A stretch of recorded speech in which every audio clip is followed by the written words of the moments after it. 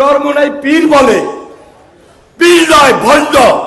কে ভণ্ড কে প্রতারক এটা জনগণ ভালোভাবেই জানে। হাসিনাকে টিকিয়ে রাখার স্বার্থে তাদের সঙ্গে থেকে জাতীয় বেঈমান হিসাবে আত্মস্বীকৃত বেঈমান হিসাবে তারা এই বাংলাদেশে প্রতিষ্ঠিত হয়েছে।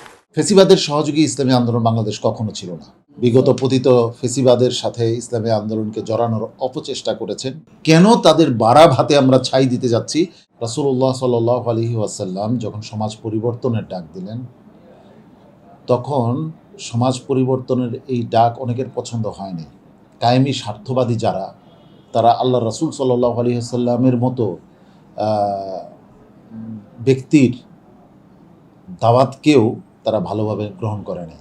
তারা আল্লাহ রাসূল সাল্লাল্লাহু আলাইহি ওয়াসাল্লামকে নানাবিধ নোংরা ভাষায় আক্রমণ করেছে, এমনকি শারীরিক আক্রমণও পর্যন্ত করেছে। ইসলামী আন্দোলন বাংলাদেশ ইসলাম প্রতিষ্ঠার জন্য, ইসলামকে বিজয়ী করার জন্য, সমাজে, রাষ্ট্রে, অর্থনীতিতে সব জায়গায় বিজয়ী করার জন্য কাজ করে যাচ্ছে এবং আমাদের আমির হযরত পীর সাহেব চরমোনাই সেই দায়িত্বটুকু আঞ্জাম দিয়ে যাচ্ছেন। এখন যারা কায়েমি স্বার্থবাদী আছে তারা চাইবে না যে পীর সাহেব চরমোনাইয়ের এই নেতৃত্ব মানুষ গ্রহণ করুক। তারা বিভিন্নভাবে কুৎসা রটনা করবে এবং তারা মিথ্যা কথা বলবে।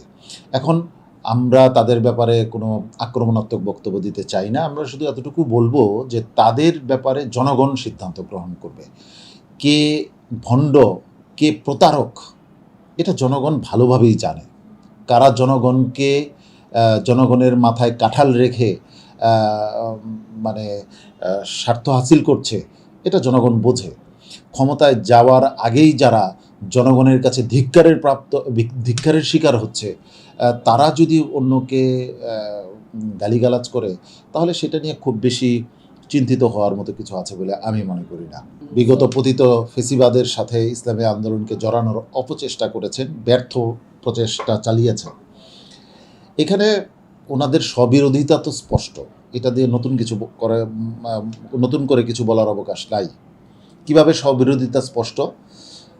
তাদের মহাসচিব ইসলামী আন্দোলন বাংলাদেশের কেন্দ্রীয় দপ্তরে এসে এই বিগত সরকারের পতনের পরে এসে আমাদের আমিরের সাথে বসে সমঝোতা করেছেন। তাহলে তাদের মহাসচিব কি ফেসিবাদের সহযোগীর সাথে সমঝোতা করেছে? তাহলে তাদের মহাসচিবের বিচারটা আগে তারা করুন।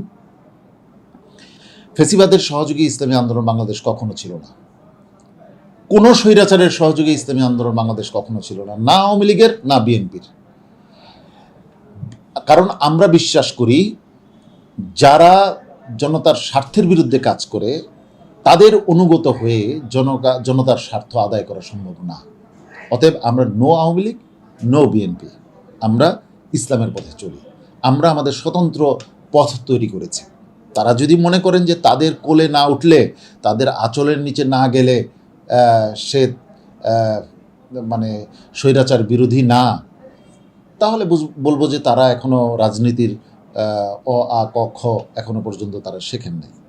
ঐক্যের প্রচেষ্টা কিন্তু বহুদিন থেকে জারি আছে। আমাদের আমির মরহুম সৈয়দ ফজলুল করিম রহমতুল্লাহ আলাইহি, তিনি ইসলামী ঐক্যের জন্য শেষ দিন পর্যন্ত প্রচেষ্টা চালিয়েছে। হাফিজ হুজুর চেষ্টা চালিয়েছে। ঐক্যের প্রচেষ্টা চলমান থাকবে। আমরা ঐক্য চাই এবং ঐক্য হবে বলে আশা করি, কিন্তু কোনো ভবিষ্যৎবাণী করতে পারি না। আমরা আশার লক্ষণ দেখছি। জনতাকে আসলে সঠিক মানুষ, সঠিক দল, সঠিক সংগঠন চিনে নিতে হবে। ঐক্য হলেও আলহামদুলিল্লাহ, ঐক্য যদি এত প্রচেষ্টার পরেও যদি ঐক্য না হয়, আমরা আমাদের দায়িত্ববোধ থেকে পিছনে হটব না।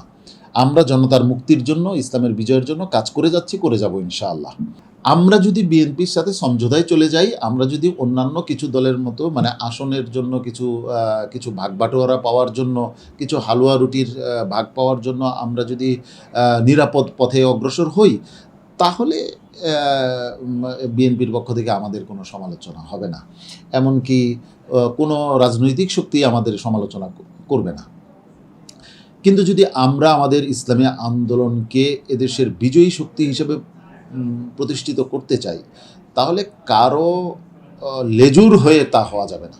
অতএব আমাদের অবস্থান স্পষ্ট। আমরা জনতার মুক্তির জন্য, এদেশবাসীর স্বার্থের জন্য আমরা আমাদের স্বতন্ত্র অবস্থান বহাল রাখব। এই স্বতন্ত্র অবস্থান বহাল রাখতে গিয়ে কোনো কোনো রাজনৈতিক শক্তি হয়তো নাখুশ হয়, কেন তাদের বাড়া ভাতে আমরা ছাই দিতে যাচ্ছি, এই জন্য তারা নাখুশ হয়। তখন তারা সমালোচনা করবে। সমালোচনা সহ্য না করে, আক্রমণ সহ্য না করে তো বিজয় আশা করা যায় না।